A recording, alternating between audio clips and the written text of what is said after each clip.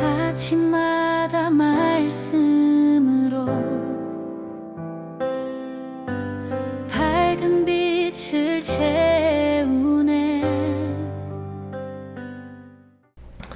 오늘 말씀을 보면 이삭이 기근의 때에 받은 복에 대한 이야기를 하고 있죠. 그래서 앞에 보면 복을 받았다 하는 말씀을 12절에 하잖아요. 이삭이 그 땅에 농사하여 그의 100배나 얻었고 여호와께서 복을 주심으로.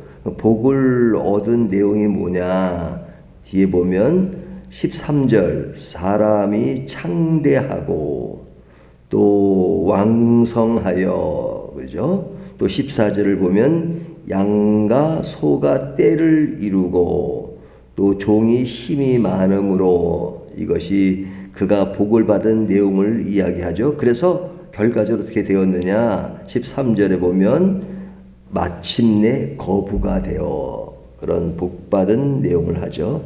굉장히 원하고 싶은, 바라고 싶은 그런 내용이죠. 근데 이 부자가 되니까, 거부가 되니까 할 수 있는 것이 뭐냐, 18절을 보면요, 그 아버지 아브라함 때 팠던 우물들을 다시 팠으니, 이거는 거부가 되지 않으면 할 수 없는 일입니다. 돈이 없으면 이거를 어떻게 합니까? 이 우물을 팠다는 것은 오늘날 우리가 생각하는 우물이 아니거든요. 그러니까 굉장히 돈이 많은 사람들이 할 수 있는 겁니다. 지금도 우물 파려면은 기계가 이렇게 탁 들어가서 파면 좀 낫지만, 사람이 일일이 해서 그 깊이 있는 우물을 파려면 쉽지 않잖아요. 오늘날도 사람이 판다는 거예요. 근데 이스라엘의 우물은 지난번에도 말씀드렸지만, 이렇게 우리나라 같은 우물이 아니고 이렇게 계단식으로 해가지고 이렇게 내려가는 것이니까 골짜기를 만드는 겁니다. 그러니까 그런 일을 하려면 사람이 많아야 되고, 사람만 많아서 되는 것이 아니라 그만한 경제적 능력이 돼야지만 우물을 팔 수 있는 것이죠. 근데 아버지 때니 아브라함이 팠던 우물들을 이 사람들이 시기에서 다 메꿨잖아요. 메꾼 것을 다시 판다는 것은 쉬운 일이 아니지만, 그러나 아버지의 그것을 다시 살릴 수 있는 것은 거부가 되었기 때문에 그런 생각을 하고 시도를 할 수 있는 것이죠. 거부가 되지 않았으면 할 수 없는 일인데, 하여튼 그 복을 받아서 거부가 되고 했다는 내용을 하고 있습니다. 근데 이제 우리가 거부가 되면 참 좋다, 좋죠 당연히. 하지만 거부가 돼서 그것을 복을 받았다고 이야기하는데, 그러면 그것으로 다 끝난 거냐? 아닙니다. 오늘 본문을 보면 복을 받은 사람이 겪는 어려움에 관한 이야기를 하고 있습니다. 어려움. 그 어려움이 뭐냐? 14절을 보면요, 양과 소가 떼를 이루고 종이 힘이 많음으로 블레셋 사람이 그를 시기하여. 돈이 많으면요 시기하는 사람도 많습니다. 그렇죠? 근데 그 12 정도로 끝나는 것이 아니라 16절을 보면 아비멜렉이 이삭에게 이르되 내가 우리보다 크게 강성한즉 우리를 떠나라, 그러죠. 이 정도면 많으니까 그냥 떠나라 그럽니다. 아비멜렉은 블레셋의 왕이잖아요. 그러니까 그 사람이 떠나라고 하는 것은 좀 배신감 같은 거, 그런 걸 느낄만 하죠. 근데 하여튼 그 이삭이 거부가 되었으니까 떠나라고 하는 것입니다. 그리고 이제 뒤에 보면 그가 되찾은 우물들 있잖아요. 그 우물을 아브라함 때 만들었던 우물을 되찾은 그 우물에 대해서 다툼이 일어납니다. 그 다툼이 일어나는 것이 20절과 21절에 보면 에색, 이거 다툼이라는 얘기고 신나, 적대라는 뜻을 가지고 있다고 말씀을 드렸어요. 그러니까 오늘 말씀을 정리하면 복에도 어려움이 있다 하는 것이죠. 근데 복이라는 것은 우리가 잘 되는 것을 복이라고 생각하지만, 사실은 성경적인 맥락에서 보면 기근도 복입니다. 기근도. 그러니까 기근도 복이고 거부가 된 것도 복입니다. 근데 이제 기근의 복은, 우리가 이제 기근의 복이라 그러면 좀 어색하지만, 성경적 의미는 기근도 하나님이 그 속에서 어떤 하나님을 더 찾을 수 있는 그런 여건을 마련하기 때문에 복이라고 말할 수 있는데, 기근의 복에 따르는 어려움이 뭐냐? 돌파를 해야 되잖아요. 그 기근을 피할 수 있는 어려움. 그래서 그 기근 속에서 돌파구를 찾아야 하는 그런 이삭의 행동이 뭐냐면 애굽으로 가는 것이었습니다. 근데 애굽을 안 간 이유는 뭐예요? 하나님이 가지 말라고 하시니까 그냥 거기까지는 안 가고 블레셋에 머무는. 그러니까 기근 때의 어려움은 뭐냐? 돌파구를 찾아야 되는 어려움. 근데 거부가 됐어요. 거부가 됐는 것은 번성이 된 것이잖아요. 이 번성에는 어떤 어려움이 따르느냐? 시기가 따르고 배제가 따르고 때로는 본의 아니게 떠나야 하는 그런 어려움들, 이것이 거부가 되었을 때 겪는 어려움이죠. 그러니까 제가 이제 돈 많은 사람 옆에 잠깐 있어 봤거든요. 제가 이제 어떤 동네 아주 돈이 많은 사람이에요. 그 집에서 성경 공부를 몇 년을 하게 됐는데, 진짜 이렇게 그 평일날 가잖아요. 그럼 사람들이 많이 와요, 그 집에. 뭐 미국에서도 오고요, 뭐 많이 와요. 그럼 온 사람들이 투자해달라, 도와달라, 뭐 또 선교사들도 많이 와요. 우리 선교지가 어려우니까 도와달라. 그래서 제가 속으로 생각한 게, 야, 돈 많아도 힘들겠다. 사람이 많이 뭐 해달라는 게 많으니까. 그러니까 세계적인 그런 부자는 뭐 하중에, 옛날은, 지금이야 그렇게 하자면 옛날에는 계속 그 수표에 이런 그 액수 달고 결제 오면 맨날 돈에 얼마 쓰는 게 일이었다는 그런 얘기도 있잖아요. 그러니까 이 거부가 되는 것도 참 어렵겠다라는 생각이 들긴 합니다. 그래서 저는 거부되기를 거절한 것 같은데. 근데 하여튼 우스갯소리입니다. 자, 이 복을 받았다고 갈등이 사라지지 않습니다. 복은 새로운 책임과 갈등을 동반하죠. 그래서 이 복 앞에서 이전 겪는 그 어려움이 뭐냐? 이삭은 전 그 우물을 팠는데 그 우물 때문에 이제 다툼이 생긴 것이었잖아요. 생긴 것. 그래서 아까 생긴 그 우물의 이름을 이야기했습니다. 근데 이 말씀 속에서 이전 그런 어려움이 있을 때, 그러니까 이게 지금 복은 거부가 되는 것도 복이다. 근데 거부가 되는 것도 어려움이 있다. 그 어려움이 있을 때 오늘 본문에 보면 하나님이 이삭에게 하신 말씀이 무엇이냐? 24절을 보면 그 밤에 여호와께서 그에게 나타나 이르시되 나는 내 아버지 아브라함의 하나님이니 두려워하지 말라 그러죠. 자, 이때 무엇을 묵상하게 만들어요? 하나님을 묵상하게 만들죠. 근데 하나님을 묵상할 때 그 앞에 뭐가 들어있어요? 아브라함의 하나님이죠. 그러니까 하나님을 묵상하지만 그 아버지 아브라함을 묵상하게 만들죠. 아브라함을 묵상하게 하는 것은 뭐냐? 하나님이 아브라함에게 하셨던 그 행동, 그 모습을 다시 한번 생각하면서 아브라함에게 하셨던 하나님이 너에게도 그렇게 하실 것이다 하는 그 이야기를 하는 것이잖아요. 하나님의 언약은 지속이 되고 그 지속되는 그 내용은 아브라함 때나 이삭이나 동일하다.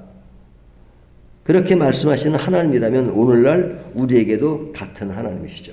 같은 하나님이 우리에게 아브라함에게 했던 것처럼 이삭에게 했던 것처럼 내가 너에게도 우리에게도 그렇게 하겠다 이렇게 말씀하시는 것입니다. 그러니까 우리들이 부자이든 또 가난하든 어떻든 간에 그 모든 것은 하나님 안에서 이루어지는 것은 다 복이다.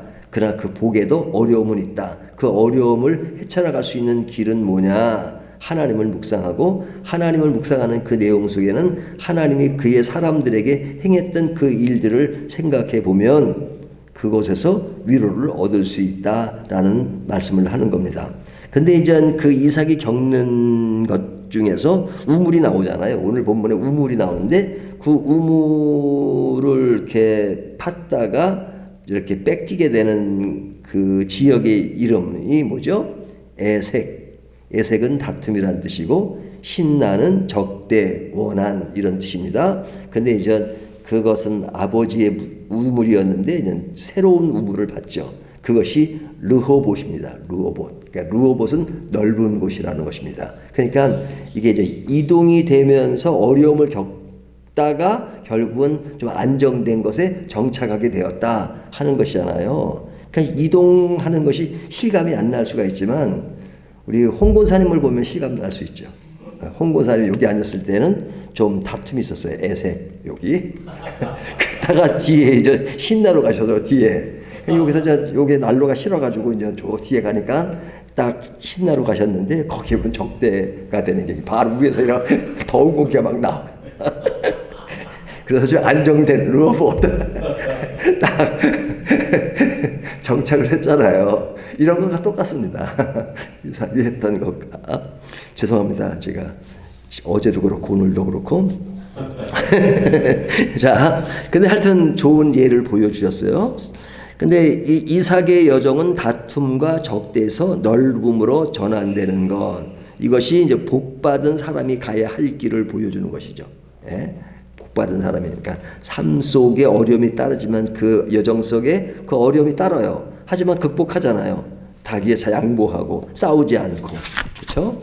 홍고사님이 싸우지 않고 여기까지 온 것처럼 그냥 오면서 결국은 그 르호봇에 딱 정착하게 되는 것. 그래서 그 르호봇에 정착하는 것에 대해서 뭐라고 얘기해요? 이제는 여호와께서 우리를 위하여 넓게 하셨으니 우리가 이 땅에서 번성하리로다. 넓게 하셨다는 것은 뭐예요? 르호봇이라는 뜻이 넓다는 얘기예요. 르호봇. 예, 넓습니다. 그러니까 그게 뭐 장소가 넓어서 아니라 안정되니까 넓잖아요. 예? 안정되지 않으면 좁게 느껴져요. 힘들게 느껴지고. 그러니까 넓게 느껴지는 것이요. 자, 그런 이야기가 오늘 나오고 제일 마지막에 26절 이후에 나오는 이야기는 아비멜렉이 방문하는 내용이 나오죠. 이삭이 있는 곳으로 방문을 합니다.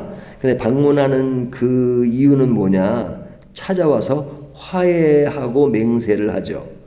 26절부터 31절까지 보면 화해하고 맹세하고 그러면서 아비멜렉이 하는 말이 여호와께서 너와 함께 계심을 우리가 분명히 보았다. 이렇게 하면서 그에게 이렇게 다정다감하게 다가오는 이야기를 합니다. 근데 이것은 개인적인 차원을 넘어서 그런 공식적인 그런 다가옴입니다. 그래서 그의 참모들과 같이 오잖아요. 이때 이삭의 반응은 어때요? 잔치를 베풀고 화해를 선택하죠. 그러니까 사실은 옛날 감정을 드러내면 좀 화를 낼 수 있죠. 화를 낼 수 있죠.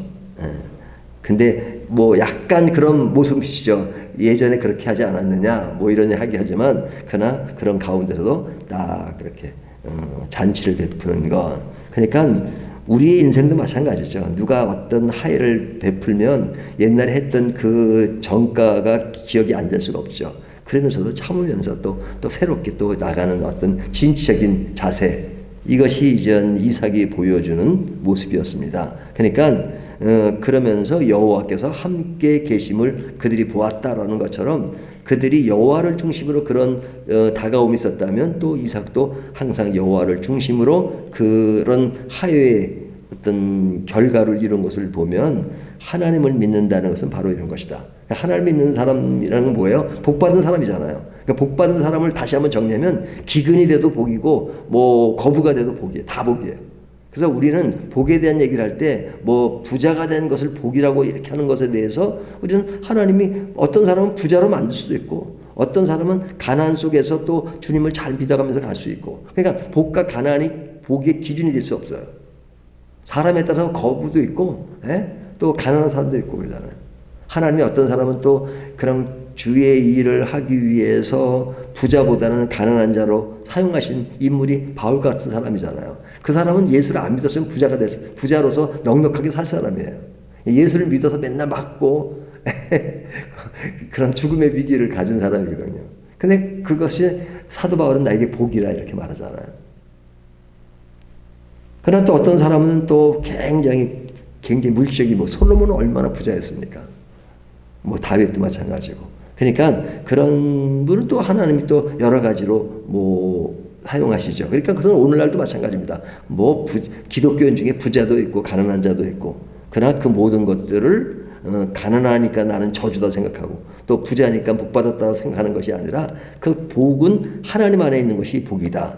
그 결과로 여건이 어떻든 간에 그건 다 복이다. 근데 그 복에도 오늘 보면은 갈등이 있다는 거죠. 그 갈등을 복 있는 사람은 어떻게 잘 극복하고 견디면서 어떤 자세를 취하는가 하는 것이잖아요. 그 취하는 자세가 지금 이삭에게는 어떤 감정 뭐 그런 것이 아니라 자기를 억누르고 그리고 참고 그리고 하회하고 그런 가운데서 그 일을 이루는 것, 이것이 이삭의 복받은 사람으로서의 행했던 모습이다 하는 것을 보여주고 있는 것입니다. 그렇다면 이 이야기는 이삭의 이야기로 끝나는 것이 아니라 오늘 우리들의 이야기로 다시 다가오는 것이죠. 우리들도 복받은 사람으로서 어려움은 있어요. 그래서 어려움이 있으면 그냥 자리를 잘 이동해서 안정된 자리에 찾아가면 됩니다. 그리고 그곳에서 또 어떤 그리스도인의 큰 마음과 역량을 가지고 살아가면 되는 거죠. 물론 쉽지는 않습니다.